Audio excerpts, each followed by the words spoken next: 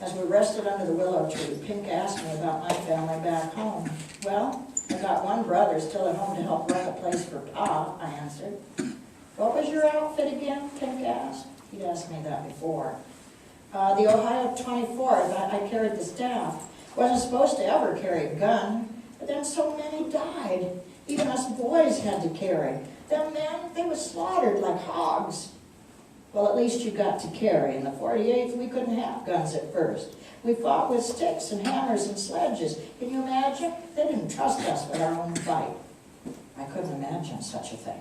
Then when they finally did give us muskets, they were from the Mexican-American War. Those muskets jammed, they misfired, they blew up in our faces. Then how in God's name can you want to go back, I asked. Well, because it's my fight, say, ain't it yours too? If we don't fight, then who will? I had no answer for him. But God forgive me, I did never, ever want to go back to that war.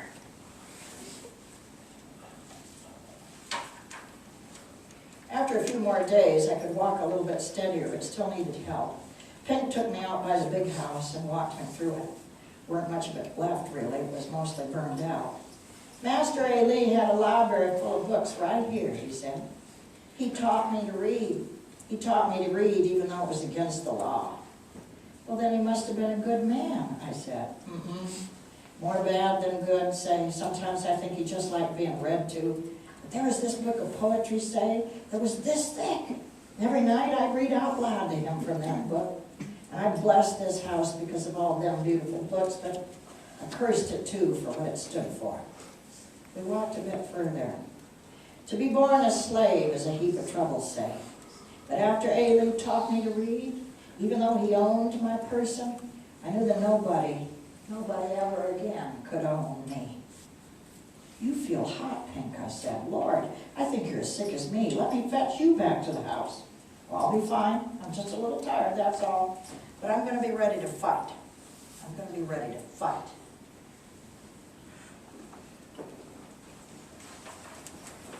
That night, after we ate, Momo Bay came back to the table with a worn-out old Bible. She was so happy. My heart ached at the thought of telling her we'd be leaving soon. Master Ali showed him how paper talks. Show him, Pink, she said. He took out a pair of spectacles from his pockets and opened the Bible to the Psalms of David and started to read. His voice was steady, and he had such wonder. Just hearing them words made pictures come clean into my head. Oh, I finally said, I surely do wish I could read. Then I realized I said it without thinking. When Pink saw I was ashamed, he took my hand. Well, I'll teach you to read, say. Some one good day I'll teach you. I could feel my face flushing up. Then I spoke up. Well, I done something important, I announced. Well, of course you have, child. Of course you have, his mother said. No, I touched Mr. Lincoln's hand. It were near Washington. We were quartered there just before Bull Run. The president himself was shaking everybody's hands, and, well, I just put my hand right out. And he took it, Pink asked. Yep, he took it, I answered. Well, now there's a sign, ain't it? He said, smiling broadly. Touch my hand, Pink. Now you can say you touched the hand that shook the hand of Abraham Lincoln. Next best thing to touching him, Pink said in wonder.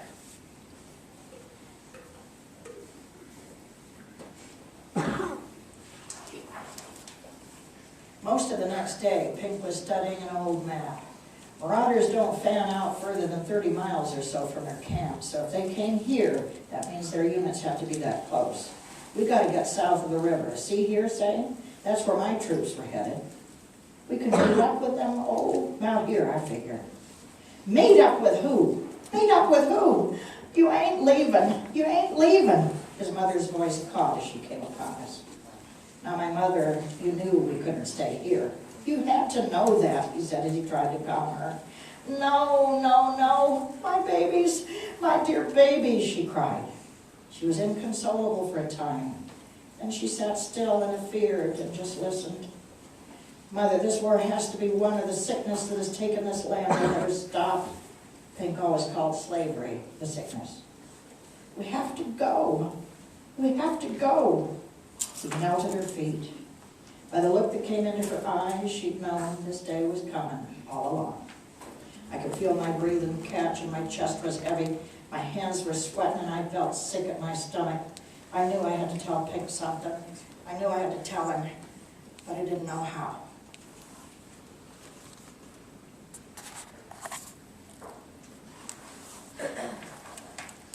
That night I couldn't sleep. "What's wrong, child?" Momo Bay said to me from a chair. "I don't want to go back," I blurted out. "I know, child," she said. "Of course you don't." "No, you don't understand. I took up and ran away from my unit. I was hit when I was running." I sobbed so hard my ribs hurt. I'm a coward and a deserter." She looked at the fire and said nothing for the longest time. Then her voice covered my cries. "Well, you ain't nothing of the kind. You ain't nothing of the kind. You a child. You a child. Of course you scared. Ain't nobody that ain't." "But I'm not brave. I'm not brave like Pink. I'm not brave." "Child, being brave don't mean you ain't afeard. Don't you know that?" "I don't want to die." "Well, there's things worse than death, child. But you got nothing to fear. You're here now, and I'm hugging you up. You're going to be an old man someday. I've seen it. And when it's your time, the sweet Lord will send a hummingbird to fly your soul to heaven. Now, you ain't afeard of hummingbirds, are you?" Her voice brought me sweet sleep that night. I dreamt of hummingbirds, green pastures, and wildflowers.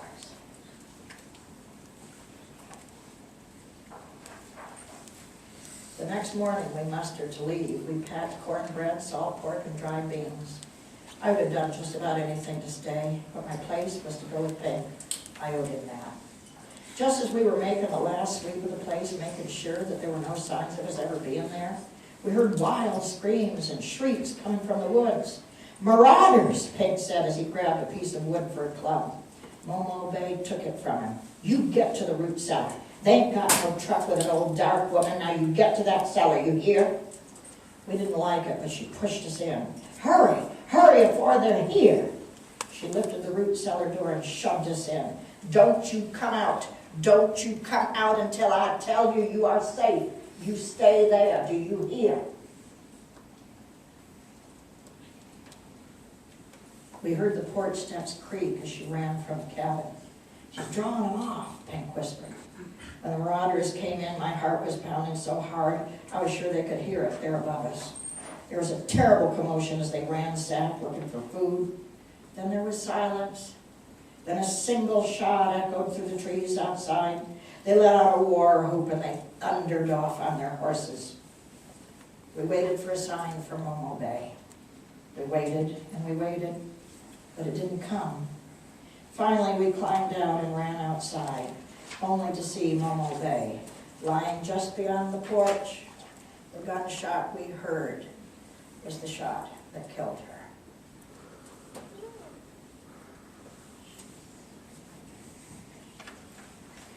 "We put you in their way by staying here," Pink cried as he rocked her in his arms. Her eyes were looking in a far-away place as we closed them.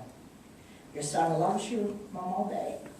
Your son loves you," he sobbed as he kissed her. We both held her hands until there was no more warmth in them.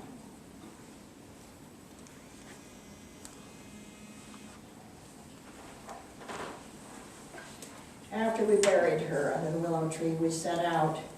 Pig figured we were 3 days' walk from Union troops. He watched the movement of the sun. Her words still rang in my heart, her words about being brave. And my steps were as sure now as they'd ever been since the war started. We walked in the open, as clear as a country stroll, until the morning of the second day. Then we knew we were being followed by Confederate troopers. "Take these," Pink said as he took his spectacles from his pocket. "If they catch me with them, then there's going to be trouble for sure." When they did catch up to us, one yelled at me, "Where are you going with that darky boy?" I was afraid to answer because of my northern accent. It would dead sure give us away. "Boy, what outfit you part of?" their leader barked again. I couldn't answer. "Are you Union boy?" one jeered as he pulled my uniform from my knapsack. No, I ain't no Yankee. I got that one from a dead one," I sputtered, trying to convince them. But that's when we were grabbed. My words had given us away. We were prisoners of the Confederate Army. We were held up in a barn all night that first night. Pink shivered with a fever. I held him in my arms and comforted him, just as he had done for me.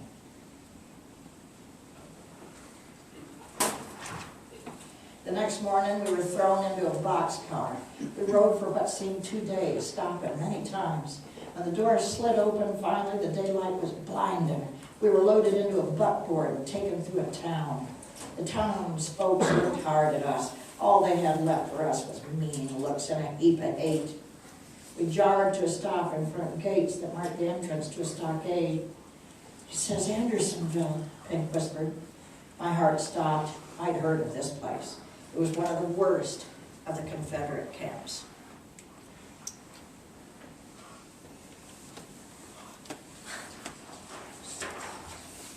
When we were pulled from the buckboard, we both fell hard to the ground. "No, no," I begged as they pulled us along. Because of his fever, Pink stumbled and he fell. They dragged him along with such meanness.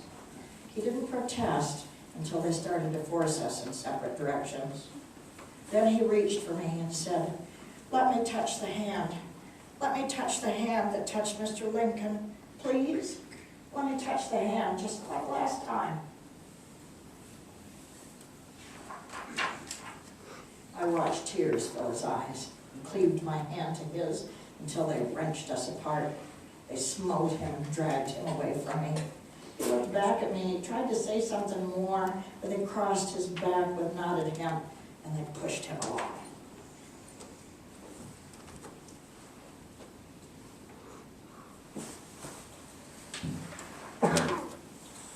Sheldon Curtis was released from Andersonville prison some months later, weighing no more than 78 pounds. Andersonville was built to hold only 10,000 prisoners, but by the end of the war, it held 33,000 soldiers. There was no fresh water, no shelter, and no food. 13,000 men and boys died of starvation and dysentery. Sheldon Curtis returned to his home and recovered.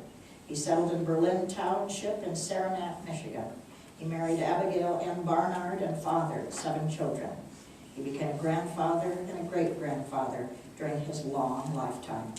He died a very old man in 1924. Pincus A. Lee never returned home. For him, there was to be no wife, no children, no grandchildren, no one to remember him. He was told that he was hanged within hours after taken to Andersonville. His body was thrown into a lime pit. There was no marker provided for him.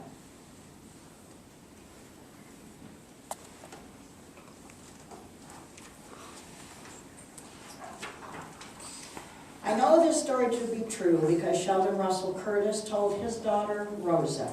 Rosa Curtis Stowell told it to her daughter, Estella. Estella Stowell Barber, in turn, told it to her son, William. Then William told me, because I am his daughter.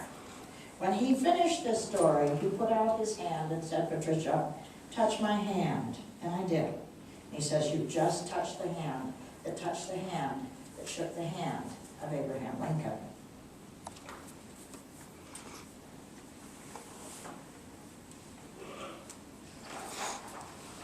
This book serves as a written memory of Pincus A. Lee. It says there are no living descendants to do this for him. Now that you have heard this, and before I close this book, I want you to say his name out loud, and I want you to vow that you will remember him always. Pincus A. Lee. Right. That is the story of Pincus A.